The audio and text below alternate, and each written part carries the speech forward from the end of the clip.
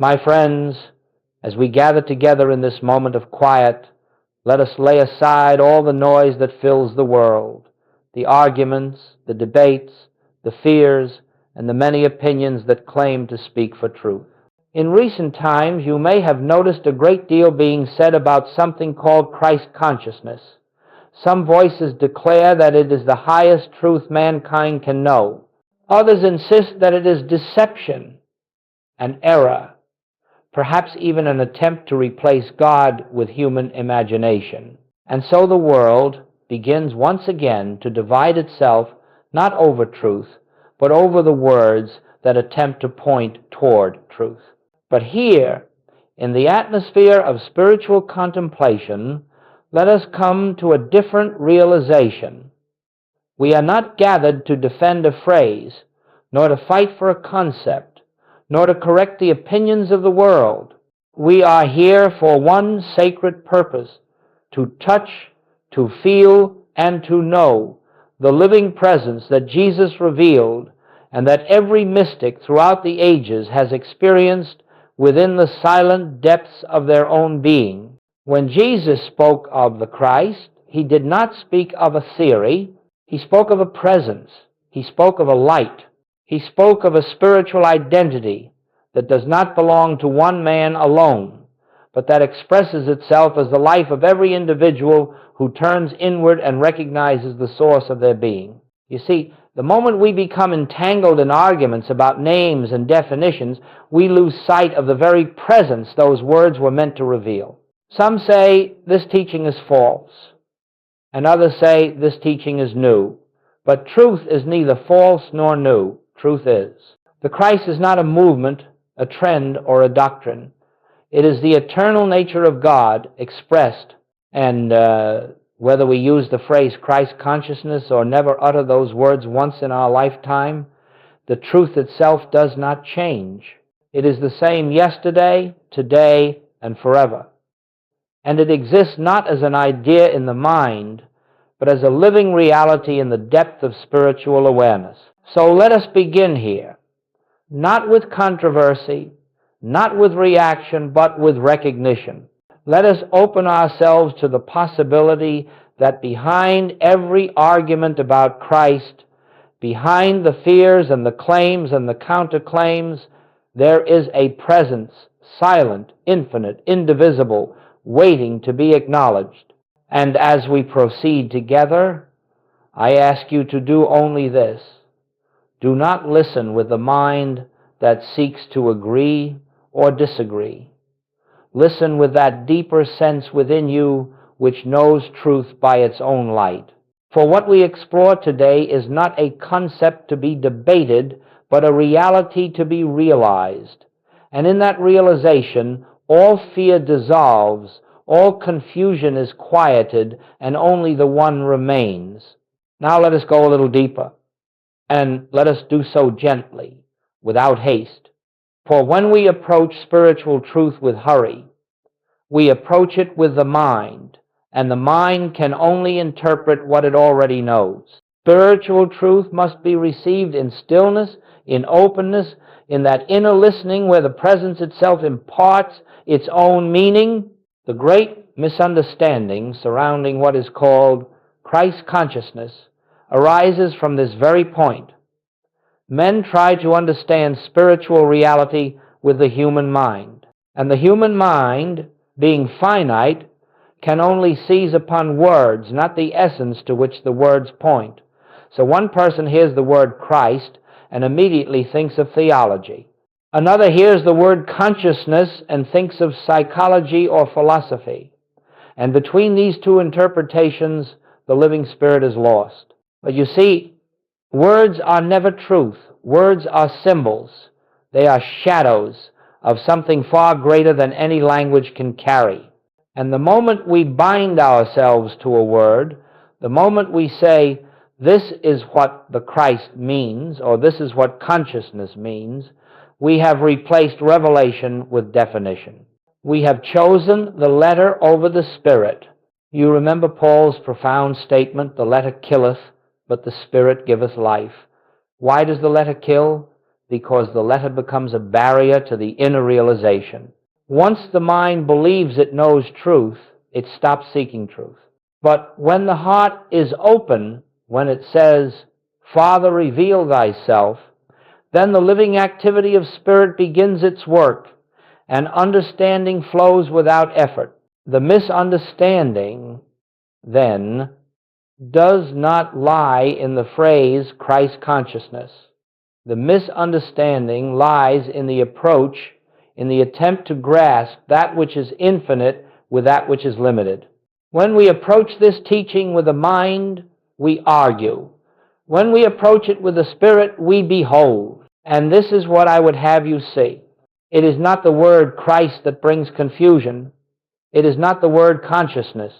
It is the absence of inner realization behind the word. When two people use the same term but speak from different levels of awareness, one from intellect, one from spirit, they will never agree. Not because one is right and the other is wrong, but because they are speaking from different states of being. Truth is known only in the state of consciousness that can receive it. So let us not react to words. Let us not fear them, nor cling to them, nor make them sacred. Instead, let us turn inward and ask, what is the reality behind this expression? What is the Spirit trying to reveal? For when the Spirit reveals itself, the Word becomes transparent, and only the presence remains.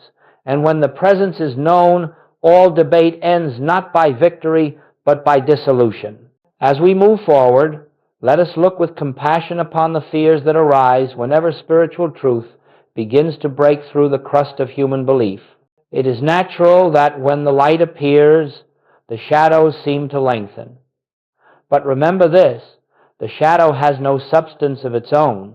It is merely the appearance created when the mind turns away from the light of its own being. Many sincere individuals fear the phrase Christ consciousness because they believe it seeks to replace God with man, or to elevate the human ego to some divine status. Others fear it because they think it diminishes the uniqueness of Jesus, or that it invites deception, or that it opens the door to pride and spiritual confusion. And let us not dismiss these fears. They arise from deep devotion, deep longing, deep sincerity.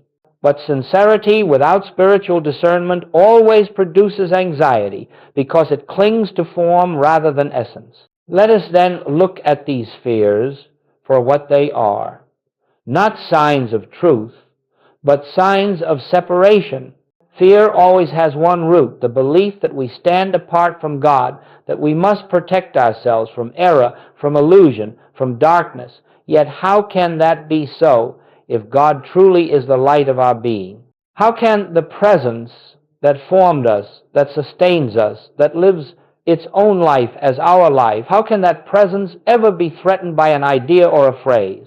You see, spiritual fear is nothing more than the mind attempting to guard its own boundaries. It hears a term it cannot understand, and immediately it contracts. But truth is never known through contraction. Truth is known through openness. It is known in the stillness where the Spirit itself whispers, "Fear not, it is I." If a teaching is false, the Spirit within us reveals its falsity not through fear, but through quiet clarity. And if a teaching is true, the Spirit reveals its truth not through excitement or emotion, but through inner peace. Fear plays no part in the activity of God. So when someone hears the phrase Christ consciousness and feels fear, the fear does not come from the presence. The fear comes from the belief that Christ is something external, something fragile, something that can be distorted by human thought. But Christ is not fragile. Christ is not dependent upon our understanding or our protection. Christ is the living expression of God, the I am that never leaves us nor forsakes us. Let us then release these fears, not by argument, not by force, but by recognizing that the Christ can never be threatened by the human mind. The human mind cannot add to it, nor can it take away from it. The Christ stands as pure spiritual identity, untouched by human interpretation. When you rest in this realization, fear dissolves, not because the outer world becomes safer, but because you discover that your safety never depended upon the world at all. It depended upon the presence, and that presence is your very being. Now, before we enter the true understanding of this subject, it is necessary to clear away the misconceptions that have gathered around it. For if we attempt to build upon a foundation of confusion, the structure will not stand. So let us take a moment to look directly at what the world calls Christ consciousness, and to understand not what it is, but what it is not. Only then can the true nature of the Christ be revealed in its purity. First, Christ consciousness is not the human ego declaring itself divine. The personal I, with all its desires, fears, ambitions, and insecurities, is never the Christ. The Christ does not arise from human will, nor is it something a person can attain by discipline, effort, or self-affirmation. The moment the personal self tries to claim divinity, it creates the very deception so many people fear. For the human self has no capacity to be divine. It has no life of its own. It is but a shadow, a temporary appearance upon the screen of consciousness. Second, Christ consciousness is not self-improvement. It is not a newer, stronger, wiser version of the human mind. It is not a mystical upgrade to the personality. The Christ does not perfect the human being. It reveals the truth that the human being was never the center of existence to begin with. You cannot polish the shell and call it the pearl. The pearl is within. Third, Christ consciousness is not a technique for power or manifestation. It offers no magical abilities, no psychic gifts, no tools to manipulate the world of form. The Christ is the absence of manipulation. It is the recognition that God alone is the activity, the substance, and the law of all that appears. When you seek the Christ for power, you lose it. When you seek the Christ for truth, power is unnecessary. Fourth, Christ consciousness is not a replacement for Jesus, nor a denial of his role. Jesus was the clearest expression of Christ the world has known. But even he said, "Why callest thou me good? There is none good but one." He pointed always beyond the personal self to the Father within. To recognize Christ consciousness is not to diminish Jesus. It is to honor him by understanding the reality he embodied. Fifth, Christ consciousness is not an elite attainment reserved for a few mystics or spiritual prodigies. It is not the property of a special class of enlightened individuals. It is the birthright of every soul, for it is the reality of every soul. What makes it seem rare is not its nature, but our forgetfulness. The Christ stands at the door of consciousness in every person, but few open the door. Sixth, Christ consciousness is not a religion. It cannot be institutionalized, cannot be packaged into creeds, cannot be owned by any church or movement. It does not require adherence to any tradition. The Christ is the inner activity of God, revealing itself to individual consciousness, and it transcends every boundary created by human thought. And seventh, Christ consciousness is not something new. Truth never comes into existence.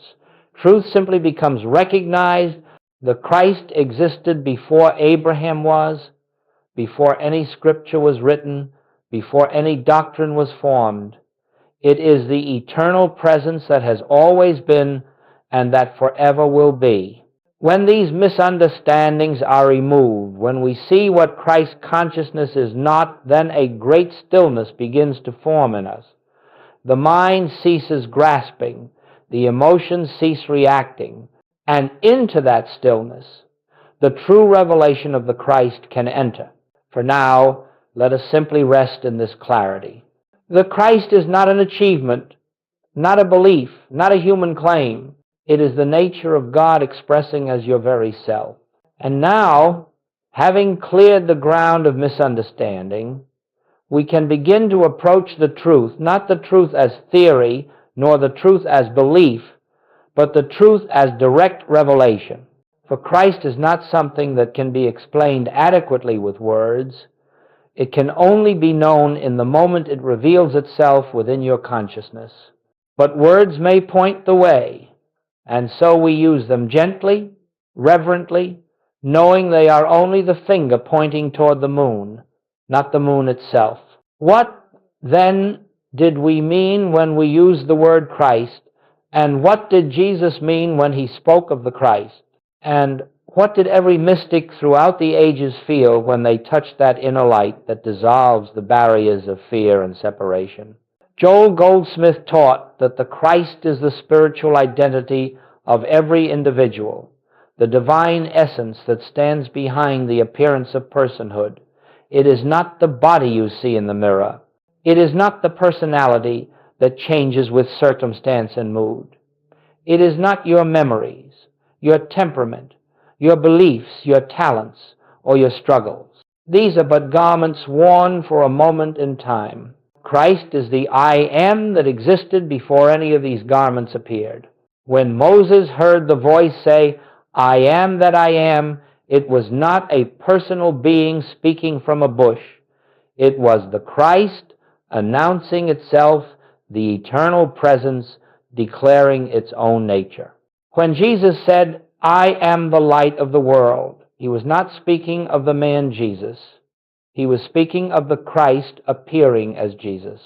And when he said, I am the way, the truth, and the life, he was not excluding mankind. He was revealing what mankind truly is beneath the veil of personal identity.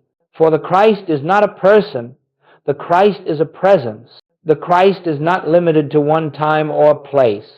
The Christ is eternal. The Christ is not an exclusive possession. The Christ is universal. The Christ is the activity of God made visible as individual being. Goldsmith would often say that Christ is God individualized, not God divided, not God fragmented, not God parceled out, but God expressing itself as infinite forms of one life, one being, one consciousness. When you look upon a person, any person, regardless of appearance, you are beholding a form in which the Christ abides, whether recognized or not. When you look upon yourself, what you call me is only the surface. Beneath that surface, closer than breathing, nearer than hands and feet, shines the same Christ. This is why the Christ cannot be owned by any religion. It cannot be confined to a creed or a temple. It cannot be imprisoned in dogma or tradition. The Christ is the light that lighteth every man that cometh into the world. And if it lighteth every man, then it also lights you. Not one day, not after long purification, not as a reward for righteousness. Now, in this moment, as your own being, but the mind does not recognize it. The senses do not perceive it. The personal eye does not understand it. Only the spirit within you knows its own nature. And when the personal self grows quiet enough to let that inner knowing rise, then you begin to feel something, a quiet joy, a gentle peace, an unexplainable certainty. Not about doctrine, not about belief, but about being itself. This is the Christ. Not a doctrine, not a controversy, not a movement, not an achievement, a living presence, the true I of every individual. And when this dawns upon you, you will find that you no longer ask, what is Christ consciousness? Nor do you fear the term, for you will know without words that the Christ is the light within you, the life that animates you, the presence that lives you, and once that is seen, the world cannot take it from you. And now, let us look closely at the cause of all confusion, all distortion, all spiritual struggle. For every misunderstanding that arises around the word Christ, and every argument that forms around the idea of consciousness, can be traced to one simple error. The personal sense of self attempts to grasp what belongs only to spiritual awareness. The personal self, this I, that we have believed ourselves to be, is a bundle of past experiences, memories, beliefs, desires, fears, and opinions. It is not evil, nor is it to be condemned, but it is limited, it is finite, and because it is limited, it cannot receive the infinite. It cannot understand the presence that transcends all boundaries. It cannot hold within itself the truth that has no shape, no form, no beginning, and no end. And yet this personal sense tries. It hears the word Christ and attempts to define it through the intellect. It hears the word consciousness and attempts to analyze it. It tries to capture the infinite with the net of finite understanding, and in doing so, it becomes frustrated, afraid, or proud. This is the source of every spiritual misstep. The human mind tries to be the instrument of divine revelation, but the human mind is not that instrument. It was never designed to be. It can memorize scripture, it can repeat doctrine, it can argue theology, it can organize religion, but it cannot receive spiritual truth. It cannot behold God. Only the Spirit within you can behold the Spirit that is God. Joel Goldsmith often said, "The human mind is not the avenue of spiritual wisdom," and this must be understood deeply, for the moment we attempt to understand God intellectually, we create a concept of God, and a concept is not God. A concept is an image formed from the materials of the mind, memory, imagination, logic, emotion. These are shadows of truth, not truth itself. So the great error is not in using the phrase Christ consciousness. The great error is in the place from which we try to understand it. If we approach it with the mind, we create confusion. If we approach it with fear, we create resistance. If we approach it with desire, we create fantasy. But when we approach it in stillness, with no desire to grasp or to claim or to become, then the Spirit itself reveals what the mind could never contain. Let us be clear. The personal I cannot awaken. The personal I cannot become divine. The personal I cannot attain Christ consciousness. It is not the human who becomes the Christ. It is the Christhood that reveals the unreality of the human. When we believe that our human self can rise into divinity, we fall into illusion. But when the human self becomes still, silent, surrendered, when it ceases striving, ceases claiming, ceases seeking, then something miraculous begins to take place, not as an effort, but as grace. The Christ within begins to reveal itself, not as a doctrine, not as a mystical experience, but as the simple, direct awareness of being.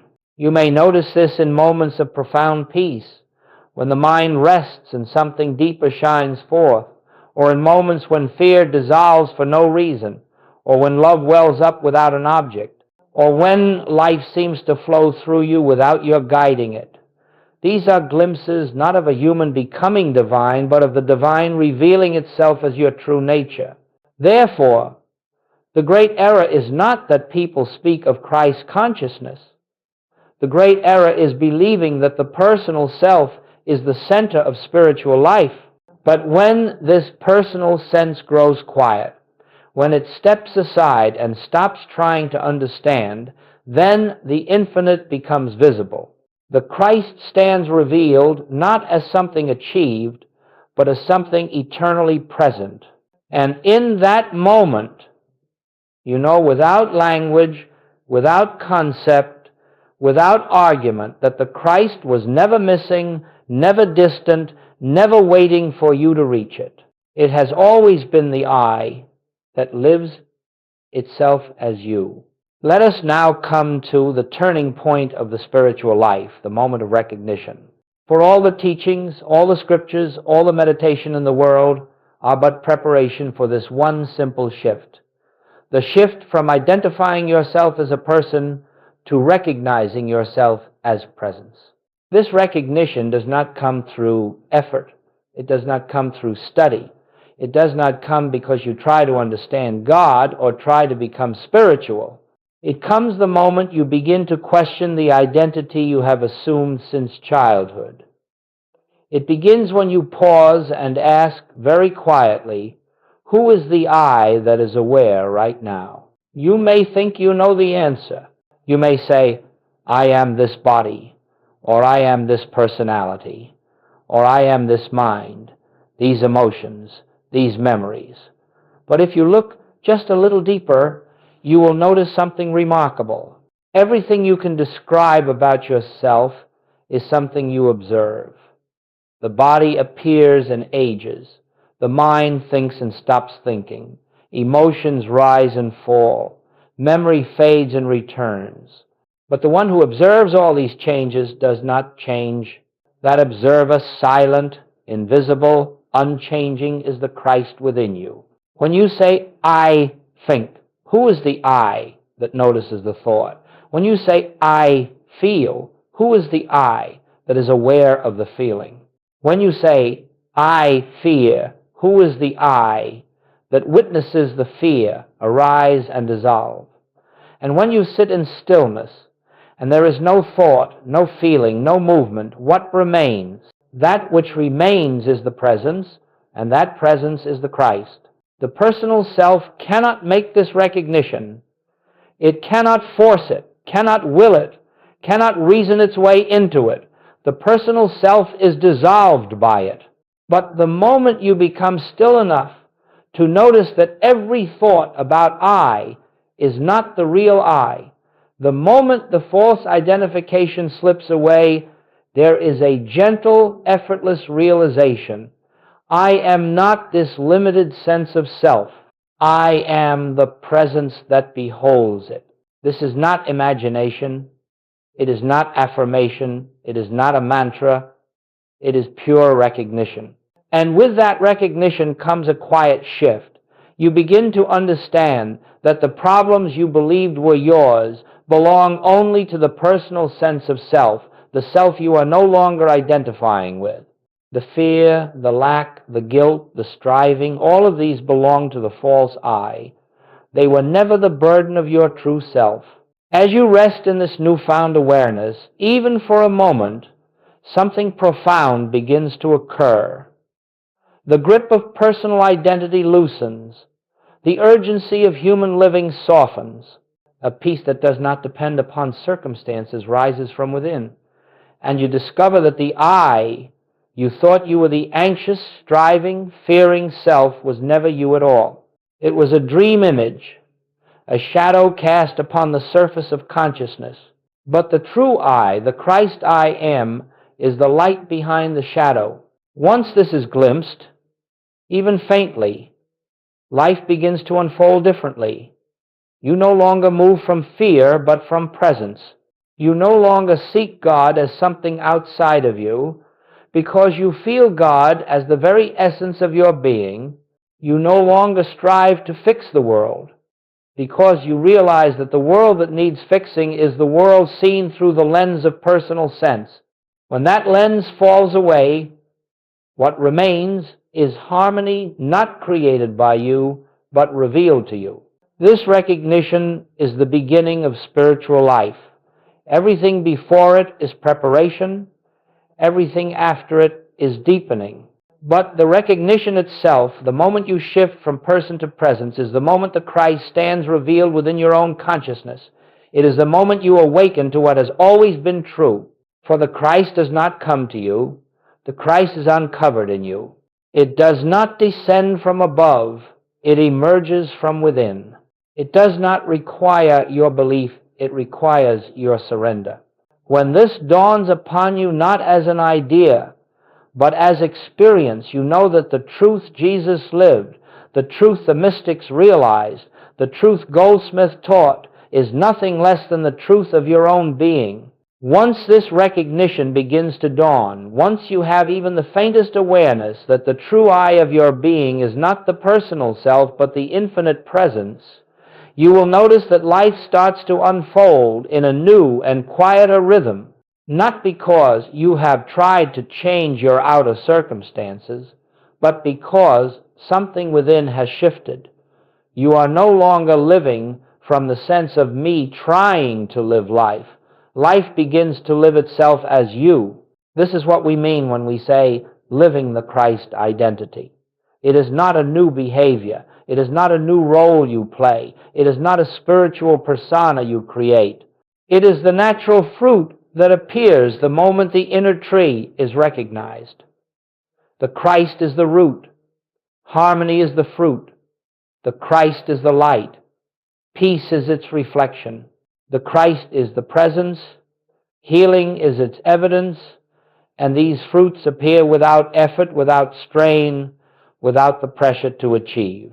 Let us look gently at the ways this manifests. First, when you live from the Christ identity, fear begins to dissolve. Not because you work at eliminating fear, but because you no longer identify with the self that can be threatened. Fear belongs to the personal sense of life. The Christ knows nothing of it. So as you rest in the I am, fear loses its power. It has no foothold, for it no longer finds an identity in you through which to operate. Second, you discover that supply flows more naturally. You cease to look to people, jobs, circumstances, or outer channels as your source.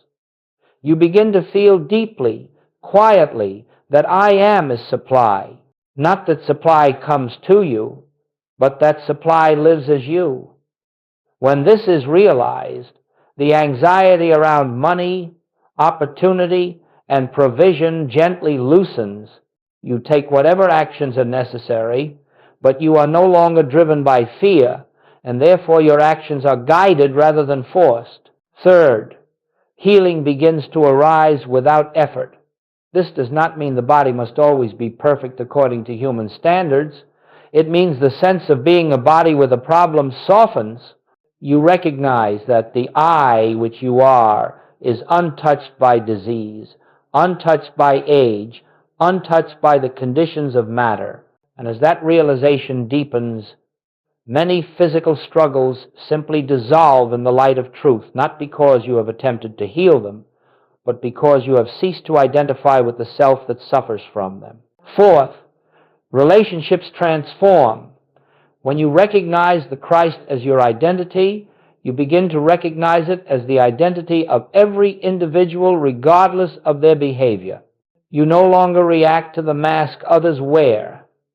You see behind the mask to the presence that stands there silently. This does not mean you accept harmful behavior or become passive. It means your responses become rooted in clarity, not in fear or judgment. Love arises naturally, not sentimental love, but the love that sees truth in spite of appearances. Fifth, judgment fades. Judgment is the activity of the personal self comparing one image with another. The Christ does not judge because the Christ sees only itself. As this vision opens within you, the harshness you once had toward yourself softens. The harshness you once had toward others dissolves. You begin to live in a quiet freedom, free of condemnation, free of self-attack, free of resentment. Sixth, inner peace becomes the atmosphere of your life. Not a peace that is created by silence or meditation, but a peace that flows from the realization that your being is sustained by the presence, not by human effort. When you stop trying to manage life, life manages itself. When you stop trying to understand the plan, you see the plan unfolding moment by moment as grace. And seventh, the need to argue, to defend, to explain disappears. For when the Christ is recognized, truth becomes self-evident. You no longer feel compelled to convince anyone. You no longer feel threatened by differing views. You live in a sense of inner freedom, knowing that truth is not something that needs your protection. Truth protects itself by its very nature. This, then, is living from the Christ identity, not a new behavior or a new belief, but the quiet unfolding of life as it is meant to be lived. The Christ within you is not waiting for you to become spiritual. It is waiting for you to become still, that it may reveal itself. No human being can live the Christ life, but the Christ can live its life as you the moment you cease striving and begin resting in the truth of your being. And now, as we come to the close of our time together, let us enter the deepest and most essential truth of all, that the Christ cannot be understood through speech, nor fully conveyed through teaching, nor captured by any phrase, whether praised or criticized. All that we have said here, all that has been offered in gentle explanation, is but the preparation for something infinitely more real than words. For spiritual truth is never contained in the mind. It is revealed only in the stillness of your own being. You may notice that throughout our exploration, something in you has grown quieter. Something has softened. Something has become more spacious. That is not due to the words themselves. It is due to the activity of the presence within you, responding to the recognition of its own nature. For the Christ does not lie in the future. It does not lie in intellectual understanding. It does not lie in the mastery of spiritual concepts. The Christ is the eye of you, the very light of your consciousness, awaiting nothing but your willingness to be still. If you were to forget every word spoken here and remember only this, it would be enough. The Christ is the true identity of your being. It cannot be threatened, cannot be argued, cannot be diminished, and cannot be lost. Whether the world accepts this or rejects it, whether language confuses it or clarifies it, whether beliefs support it or contradict it, none of these change the truth.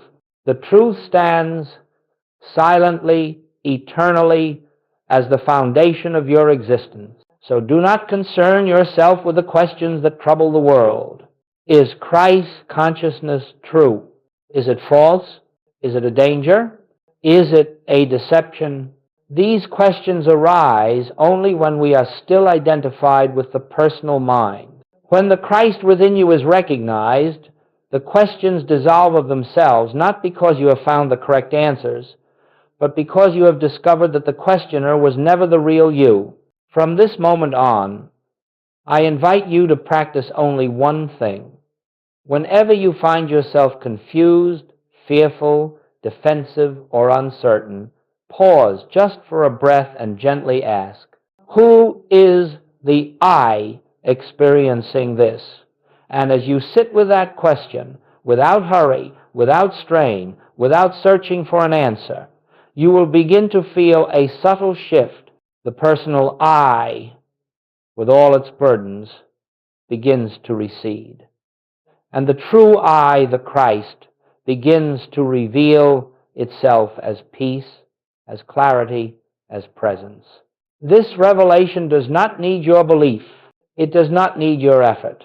It does not need your perfection. It needs only your willingness to be still. So we leave this teaching not with more knowledge, but with a deeper silence, not with certainty of words, but with certainty of presence, not with an idea of Christ, but with a living Christ shining quietly as your very self. Let us rest, then, in that which is eternal. Let us rest in the I am that was before all thought. Let us rest in the presence that needs no defense and offers no argument. And as we rest, let us allow the Christ to reveal itself in its own way, in its own time, as your own being. And in that revelation, all doubts end, all fears dissolve, and only the one remains.